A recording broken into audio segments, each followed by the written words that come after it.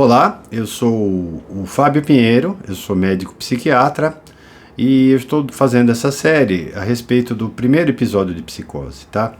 Por que eu estou fazendo esses vídeos? Porque eu acho muito importante, esses vídeos fazem parte de uma psicoeducação que a gente faz com as famílias que estão aos nossos cuidados lá na Clínica Huxley, que eu sou diretor, porque a compreensão do que é a doença e do que são os sintomas e como tratar dele, ajuda muito no prognóstico, quer dizer, os pacientes que a família compreende o problema, ela adere ao tratamento médico, ela segue aquilo que o médico aconselha, o paciente tem um prognóstico melhor, quer dizer, ele vai ter um curso da doença bem melhor, e também diminuir a ansiedade, porque a psicose é uma doença muito estranha, causa muito estranhamento e muito estresse para a família. Então, conhecendo o problema, vamos minimizar o estresse da família e também melhorar o prognóstico dos pacientes. Se você gostar desse vídeo, deixe o seu like, compartilhe com seus amigos, isso é muito importante, porque a psiquiatria e a saúde mental no Brasil, ela é divulgada de uma forma muito confusa, ninguém tem uma ideia clara do que são esses sintomas. E com esses vídeos eu pretendo esclarecer bem com essas vantagens que eu apresentei.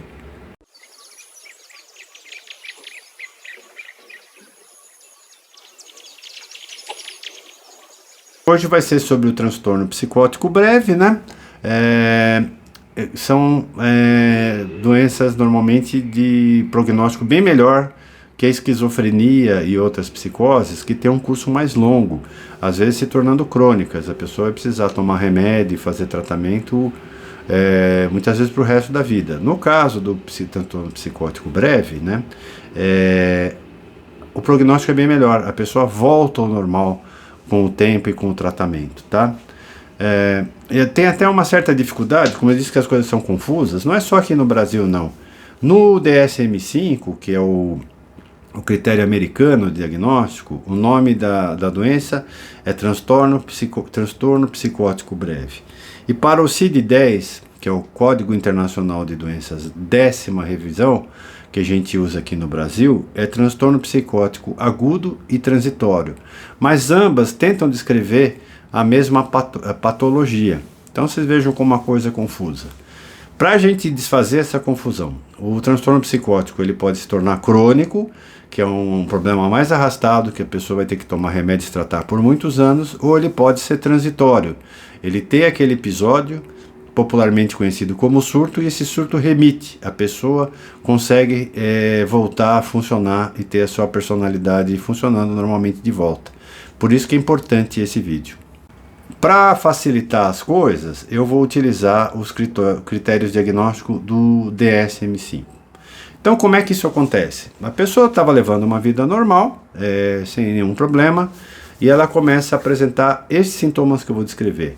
Um delírio. Um delírio é uma falsa crença em coercível argumentação, quer dizer, não adianta falar para a pessoa que ela está doente, que aquilo não é real, né? E que toma a personalidade como um todo, a pessoa passa a viver em cima do delírio. Esses delírios, eles mudam através do tempo, de acordo com a cultura, né? De acordo com o que passa na mídia, etc. Um delírio muito frequente é o delírio de perseguição, acreditar que está sendo perseguido por alguém, pela polícia, até por extraterrestres, né?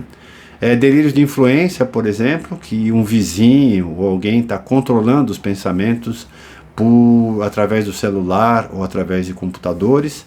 São, por exemplo, coisas que a pessoa acredita piamente, né, e causa muito transtorno.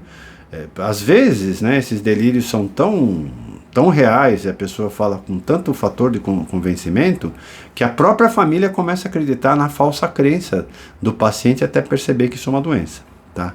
Então, o primeiro critério é o delírio. O segundo critério são as alucinações. São alterações da sensopercepção, né? A mais comum alucinação nos episódios de psicose são as alucinações auditivas. Elas podem ser imperativas, podem xingar, ou podem até mesmo sugerir que o paciente se mate, tá? Então a pessoa escuta aquilo mesmo, não tem ninguém falando aquilo para ela. A alucinação auditiva tem um caráter de realidade muito grande, também é incoercível a argumentação, que a pessoa não está ouvindo, que isso é bobagem, que essa coisa da cabeça dela. Ela vai acreditar sim que o vizinho está controlando o pensamento dele ou está sendo vigiado através de webcam. São esses os delírios mais comuns que a gente tem hoje em dia. Mas qualquer pensamento assim bizarro, qualquer crença bizarra, o delírio pode ser místico, religioso, a pessoa pode achar que é o novo Messias, que é Cristo, que é Maomé, e passar a viver em função disso. Uma pessoa até que então não tinha essas ideias, tá? E o terceiro critério é o discurso desorganizado. A pessoa, o que popularmente se diz é não falar coisa com coisa. A pessoa fala, mas ninguém entende o que ela fala. Ela faz uma confusão com as palavras, fala por associação de fonemas, palavras que não têm raciocínios e conexões de coisas que não têm sentido, tá? O quarto critério é o comportamento grosseiramente desorganizado. Em função dos delírios, das alucinações e do discurso desorganizado, o paciente começa a ter comportamentos bizarros. Ele pode ficar parado por muito tempo, olhando para o nada, ele pode falar sozinho, ele pode tomar banho e ficar tomando banho o dia inteiro, né? Ele pode fazer um discurso num lugar que não tem ninguém. Esse também é um sintoma que socialmente é muito difícil de ser contornado, tá? Então, para ser uma psicose breve, né, uma psicose aguda com bom prognóstico, existem alguns critérios. O primeiro critério é o delírio, o segundo é a alucinação, o terceiro é o discurso desorganizado e o quarto é o comportamento grosseiramente desorganizado ou catatônico. Isso segundo o DSM-5. Uma coisa importante, os três primeiros critérios, o delírio, a alucinação e o discurso desorganizado, um deles tem que ter, tá? Se não tiver nenhum desses três, trata-se de outro diagnóstico. Pode ser outra coisa, pode ser um delírio, né? Pode ser outra patologia, pode ser alguma intoxicação, alteração neurológica e etc. Para ser um quadro psiquiátrico chamado de psicose, tem que ter pelo menos um dos três primeiros critérios, ok? Então, a duração do episódio é uma coisa muito importante, né? Porque a pessoa estava bem lá, da família, a esposa, o filho, o pai, né? Um amigo, e de repente começa a ter um comportamento bizarro, ter delírios, ter alucinações, alterar totalmente a rotina, com grandes prejuízos, muitas vezes até se colocando em risco. E a primeira coisa que a família quer saber é quando isso vai passar, quando é que eles vão ter o familiar de volta, tá? Para ser um episódio psicótico breve, até, segundo o DSM-5, até 30 dias de duração dos sintomas, né? De 1 a 30 dias. Um dia só com os sintomas já é considerado um episódio psicótico, e até 30. Se passar de 30, já é outro diagnóstico. Como, por exemplo, a esquizofrenia, que é uma psicose que tem um prognóstico pior, que a pessoa vai ter que tomar remédio, se não para o resto da vida, por muitos e muitos anos, tá? Pelo nosso critério aqui, que é o critério do CID-10, eles acreditam que a psicose breve pode durar até 3 meses, tá? A minha experiência pessoal com esses pacientes, ela corrobora os critérios do CID-10. Eu já vi muita gente com mais de um mês de sintomas de psicose, com 60 dias ou até um pouco menos de 90, terem uma remissão completa. Então a minha experiência como psiquiatra, ela está mais para o critério do CID-10, que é o Código Internacional de Doenças 10ª Revisão, que é adotado aqui na América Latina, do que com o critério americano, que é o DSM-5, tá? Então isso é muito importante, as famílias ficam, como é que é? Meu familiar vai melhorar? Não vai melhorar? Isso é crônico? Isso tem cura? Não cura? Esse tempo de até 90 dias, de 3 meses, eu sempre falo isso para as famílias, né? Ele é um preditor muito importante. Se a pessoa tiver uma boa melhora, conseguir se recuperar nesses 90 dias, o prognóstico é bem melhor. Se não melhorou até 90 dias, com os esforços de usar antipsicóticos, uma coisa, remédio é obrigatório nesses casos, né? Aí o prognóstico se torna pior. Bom, sobre os fatores de risco para psicose, o mais provável mesmo é a herdabilidade, quer dizer, ter mais gente na família com história de psicose, sabe? Isso às vezes a gente meio difícil de saber. Primeiro que as pessoas escondem muito, né? A vergonha da loucura, de um parente ter ficado louco na família, tal.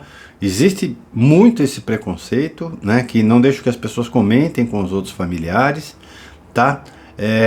Ou então confunde com o uso de droga, com bebida, com momento de vida, até mesmo com causas espíritas, religiosas, possessão, esse tipo de coisa, tá? Mas assim, a gente fazendo anamnese e procurando na família, esses episódios eles aparecem em pessoas que sempre tem mais alguém da família que tem um diagnóstico parecido, tá? Estressores agudos, como separação, perdas financeiras grandes, abandono de família, tudo, parecem ter alguma participação. Antigamente a gente acreditava na psicose reativa, breve, como se chamava antigamente. A psicose breve tinha vários nomes, buffet delirante, psicose histérica, isso tudo hoje em dia não se usa mais. E tem os estressores crônicos, né, como insegurança alimentar, migração, para as pessoas que são refugiadas, né, políticas ou de guerra, estão mais sujeitas a ter episódios de psicose, mas isso ainda é controverso. Parece que em países de baixa renda e média renda, ela é mais frequente. Bom, gente, estamos chegando aqui ao fim da nossa videoaula, tá? Então, assim, o primeiro episódio de psicose nem sempre é esquizofrenia. Muitas vezes ele pode remitir, quer dizer, os sintomas podem desaparecer, a pessoa voltar ao normal. O que deve ser feito? Deve-se procurar um psiquiatra. Esse psiquiatra ele tem que ser um médico, tá?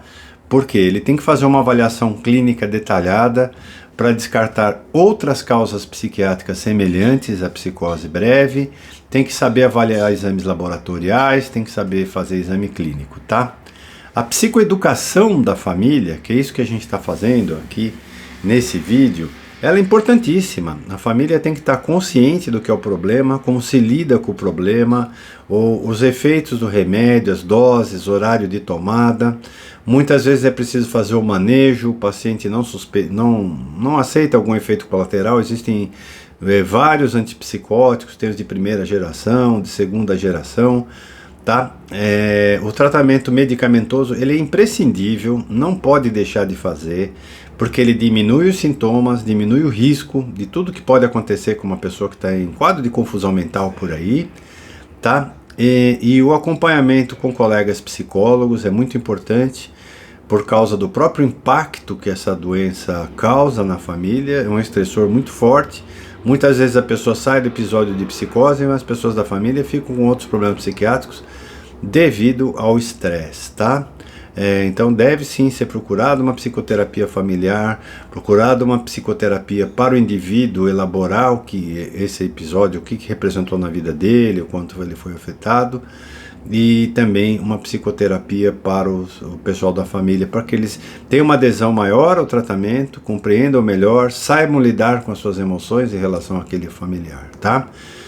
Enfim, é uma doença que tem um prognóstico bom, porém ela afeta muito a pessoa, pode aumentar a morbimortalidade por outras causas ao longo da vida. O acompanhamento deve ser consultorial, deve ser atento, deve-se fazer um bom vínculo com a pessoa para evitar que isso aconteça de novo, tá? E mais, assim, o último recado, se for feito o diagnóstico de esquizofrenia, se a pessoa que usava droga parar de usar droga, se a pessoa tomar a medicação direitinho, como o médico funciona, fizer as técnicas de reabilitação, fizer sua psicoterapia direitinho, mesmo pacientes esquizofrênicos podem ter uma qualidade de vida muito boa, tá? Então não se apavorem, as pessoas que estão com gente internada com a gente, esperando esse prazo, vamos cruzar os dedos para que haja uma remissão dos sintomas nesse prazo de até 3 meses. E caso não tenha, estamos juntos.